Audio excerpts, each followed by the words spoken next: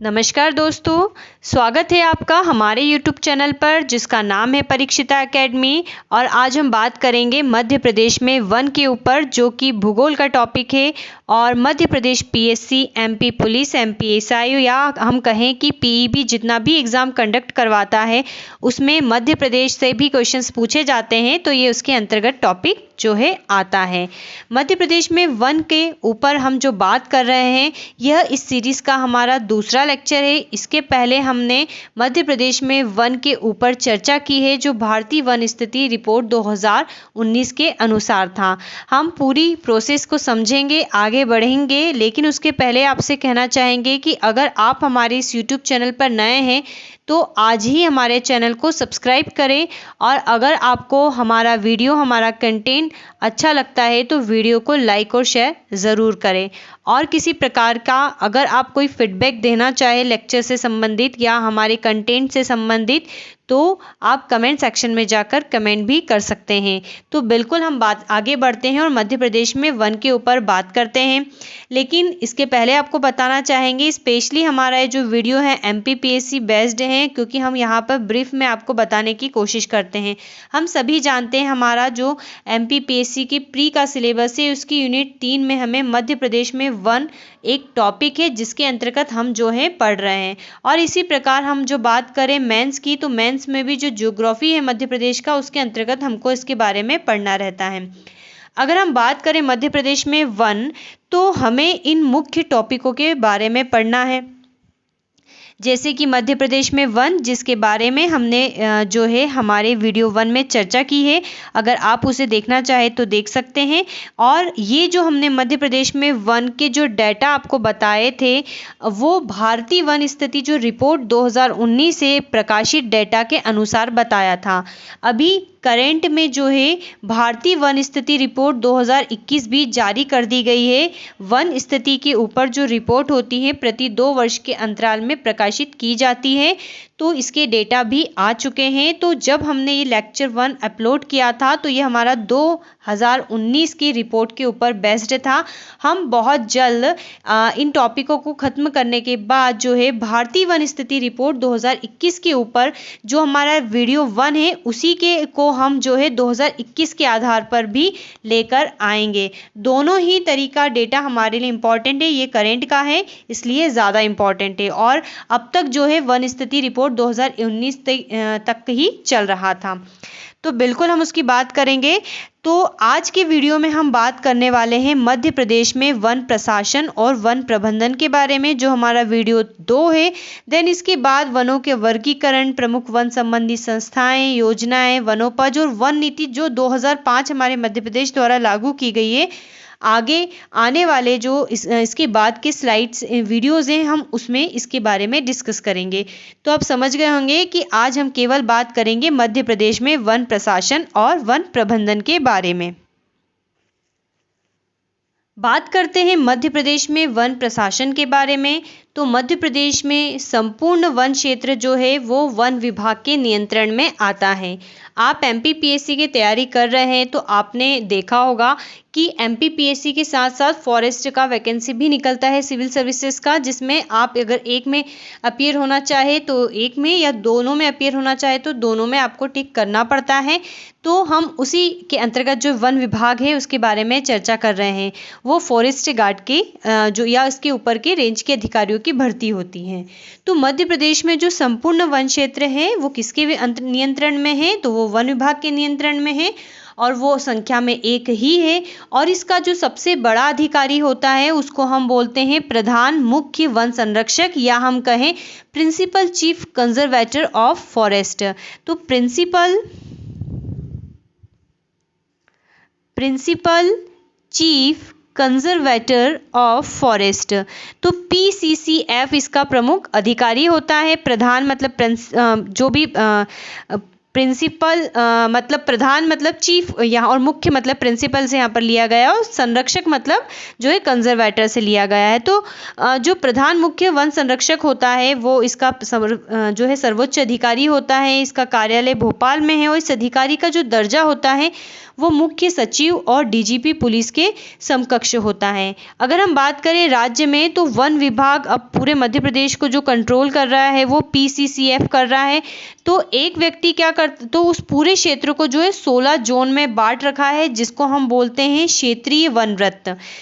और in one वृत्त को भी पुनः जो है फर्दर इनका डिवीजन करते गए हैं और उन्हें वन मंडल में डिवाइड करा है। इस प्रकार से वन मंडल को जो है उप वन मंडल में डिवाइड करते हैं। उप वन मंडल को वन परिक्षेत्र में, वन परिक्षेत्र के नीचे सहायक वन परिक्षेत्र आता है, और फिर उसके नीचे वन बीट आता है। तो इस प्रकार से ये जो होता है पूरे फॉरेस्ट यानी कि वन जो प्रबंधन है उसको जो है कंट्रोल करता है या गाइड करता है। तो जो हमारा वन विभाग है वो कितने जोन में डिवाइड है, तो इसके जो नीचे का रैंक का जो जोन है उसको हम बोलते हैं वन वृत्त। आगे हम इसको जो है आपको ग्राफ से समझाने की कोशिश करेंगे।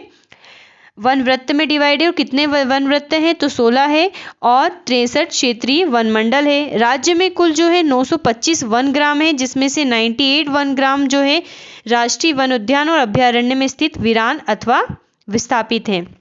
हमारे यहाँ पर समान आधार प्रदान करने के लिए जो प्रमुख वन उत्पाद है का विपणन या अर्थात जो मार्केटिंग की जाती है वो जिस ब्रांड के तहत की जाती है उसका नाम है विंध्य हर्बल ब्रांड के तहत जो है की जाती है। आपको ये बात याद रखना है। तो बिल्कुल हम इसी के बारे में हमने आपको समझाया है। इस ट्रायंगल से आप समझ सकते हैं कि ये हमारा मध्य प्रदेश है। सबसे ऊपर जो है वन विभाग है। वन विभाग का जो प्रमुख है प्रधान मुख्य वन संरक्षक अर्थात principal chief conservator of forest होता है। इसके नीचे वन वृत्त होता है। राज्य में 16 वन वृत्त है, और इसका जो प्रमुख होता है वो चीफ कंजर्वेटर ऑफ फॉरेस्ट होता है। ठीक है, चीफ कंजर्वेटर ऑफ फॉरेस्ट होता है। और ये पुनः वन मंडल में डिवाइड है। इस समय राज्य में जो है 63 वन मंडल है, और इसका जो प्रमुख होता है वो डिस्ट्रिक्ट फॉरेस्ट ऑफिसर होता है। कौन होता है? वो होता है डिस्ट्रिक्ट फॉरेस्ट ऑफिसर। आपने देखा होगा आपके जिले में पर्टिकुलर वन मंडल है तो डिस्ट्रिक्ट फॉरेस्ट ऑफिसर होता है। और इस प्रकार से वन मंडल का भी जो है डिवाइड किया गया है उप वन मंडल में, जो कि 473 है, जिसको हम बोलते हैं sub divisional forest officer. One परिक्षेत्र इसका जो प्रमुख होता है उसको रेंजर अर्थात वन परिक्षेत्र अधिकारी कहते हैं। इसके नीचे सहायक वन परीक्षक होता है जो कि संख्या में 8286 है, और इसके प्रमुख को डिप्यूटी रेंजर इसका प्रमुख होता है, या हम उसको बोलते हैं उपवन परिक्षेत्राधिकारी। और इसके नीचे वन बीट होते हैं जो संख्या में कई होते हैं, निश्चित नहीं होते हैं, उसको हम बोलते हैं फॉरेस्ट गार्ड। और मोस्ट प्रोबेबली ये डाटा भी चेंज होते रहते हैं, तो ये फॉरेस्ट गार्ड होता है। तो इस प्रकार से जो वन विभाग का प्रशासन होता है वो हैंडल किया जाता है, और वन की देखरेख या उसमें जो योजनाएं है क्रियान्वयन है वही लोग जो है इसको संचालित करते हैं। अगर हम बात करते हैं मध्य प्रदेश में वन वृत्त की हम बात कर रहे हैं। वन विभाग तो सर्वप्रमुख हो गया, 16 वन वृत्त हैं, और इसका प्रमुख हम बता चुके हैं आपको। वन वृत्त का प्रमुख जो होता है चीफ कंजर्वेटर ऑफ फॉरेस्ट होता है, हम उसको हिंदी में कहे वन संरक्षक होता है, मुख्य वन संरक्षक होता है। और खंडवा का जो वन वृत्त है सबसे बड़ा वन वृत्त है। कहीं हम वन वृत्त बटे हुए उसमें सबसे बड़ा वन वृत्त किसका है? तो खंडवा का है, और इसका जो क्षेत्रफल है वो है 9290.74 किलोमीटर स्क्वायर जो है इसका क्षेत्रफल है। मध्य प्रदेश में जो खंडवा का वन वृत्त है, अगर हम बात करें सेकंड नंबर पे किसका वन वृत्त है, तो इसके बाद आता है खंडवा के बाद जबलपुर, और इसके बाद आता है रीवा। अब छोटे की बात करें, सबसे छोटा वन वृत्त है तो वो है होशंगाबाद, इंदौर और बैतूल। ठीक है, तो आपको छोटा भी याद रखना। सबसे छोटा जो वन वृत्त है, 3 सबसे छोटे वन वृत्त हैं होशंगाबाद, इंदौर और बैतूल। अगर वन वृत्त में हम बात करें सर्वाधिक जिसमें आरक्षित वन आते हैं, सर्वाधिक आरक्षित वन आते हैं तो वो है खंडवा। वन वृत्त में सर्वाधिक संरक्षित वन की अगर हम बात करें तो छतरपुर जो है आता है। तो इसमें इतना ही डेटा, हमें ज़्यादा डीप में जाने की आवश्यकता नहीं है। अगर हम वन मंडल की बात करें तो जो वन वृत्त होते हैं उसको पुनः वन मंडल में विभक्त किया गया है। ठीक है, ये जो वन वृत्त है यहाँ पर वृत्त आएगा, तो वनवृत्त पुनः वनमंडल में विभक्त हैं। मध्य प्रदेश में जो है 63 वनमंडल है और एक वनवृत्त में 2 या अधिक वनमंडल आते हैं। इसका प्रमुख अधिकारी जो होता है वो वन मंडलाधिकारी होता है। बिल्कुल वनमंडल के आधार नाम पर ही है, वन मंडलाधिकारी होता है। और सबसे बड़ा जो वनमंडल है वो किस जिले का है, तो वो मंडला का है, हमें याद रखना है, जो कि जबलपुर वृत्त के अंतर्गत आता है। हमने कहा ना कि जो वनवृत्त होते हैं वो उसका डिवीजन वनमंडल में किया जाता है, अर्थात जो मंडल होते हैं वो वनवृत्त के अंतर्गत आते हैं। तो मंडला जो बड़ा है वो किसके अंतर्गत आ रहा है, तो वो जबलपुर के अंतर्गत आता है।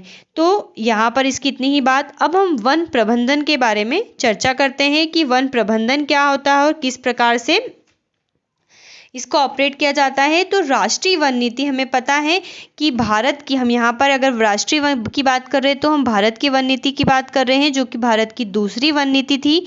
बता दें आपको कि भारत की जो पहली वन नीति थी वो 1894 में आई थी। द्वितीय वन नीति जो थी 12 मार्च 1988 को आई थी और तृतीय जो थी 14 मार्च 2018 को आई थी, जिसके बारे में हमने प्रीवियस स्लाइड में देखा है।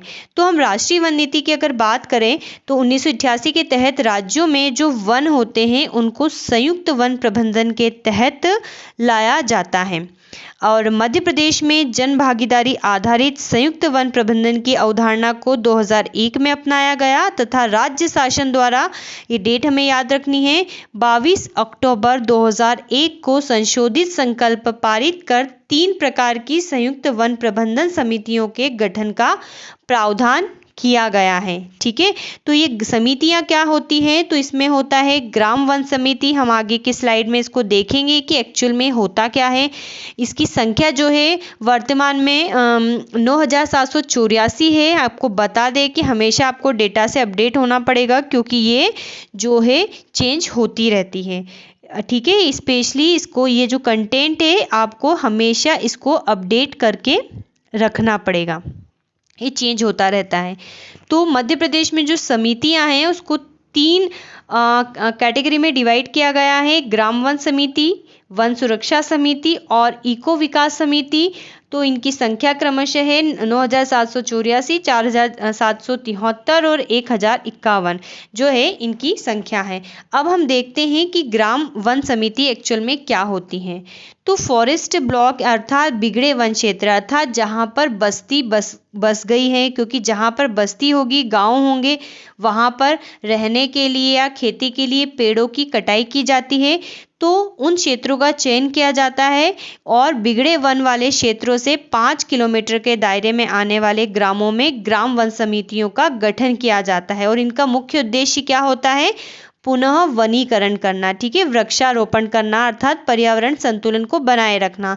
जब हम हमारे मध्य प्रदेश की हमने जो नीति पढ़ेंगे, हम पर्यावरण जो नीति आई थी मध्य प्रदेश की, वन नीति आई थी 2005 में, जब हम उसके पॉइंट्स को पढ़ेंगे तब आपको क्लियर होगा कि एक्चुअल में हमारी वन नीति का क्या उद्देश्य है। हमको पता है पर्यावरण शुद्ध भी रहे, सामाजिक या जो है आर्थिक विषमता भी ना हो, आर्थिक रूप से सक्षम भी, उस तरीके से वन नीति को अपनाया गया है। तो ऐसे क्षेत्रों में पुनः वनीकरण जो होता है किया जाता है। और वन जो होते हैं अत्यधिक विलीन हो चुके हैं, क्योंकि ग्राम वन समिति है, इसी से हम याद रख सकते हैं। अगर हम नेक्स्ट की बात करें वन सुरक्षा समिति की, तो फॉरेस्ट ब्लॉक अर्थात जो सघन वन क्षेत्र हैं में से 5 किलोमीटर के दायरे में आने वाले ग्रामों में वन सुरक्षा नीति का गठन किया जाता है, अर्थात जहाँ पर वन सघन है। और ग्राम वन समिति कहाँ पर गठित की जाती है, जहाँ पर वन विरल हो, बिगड़े हुए हो या कम हो, और जहाँ पर ज़्यादा हो वहाँ पर वन सुरक्षा समिति गठित की जाती है। और इसका जो नियमित उद्देश्य होता है वो क्या होता है, वानिकी लिखा है, ये वानिकी वन उत्पादों का संग्रहण करना होता है। और इसी प्रकार जो तीसरी कैटेगरी है वो है इको विकास समिति की। इको विकास से हम समझ सकते हैं कि राष्ट्रीय उद्यान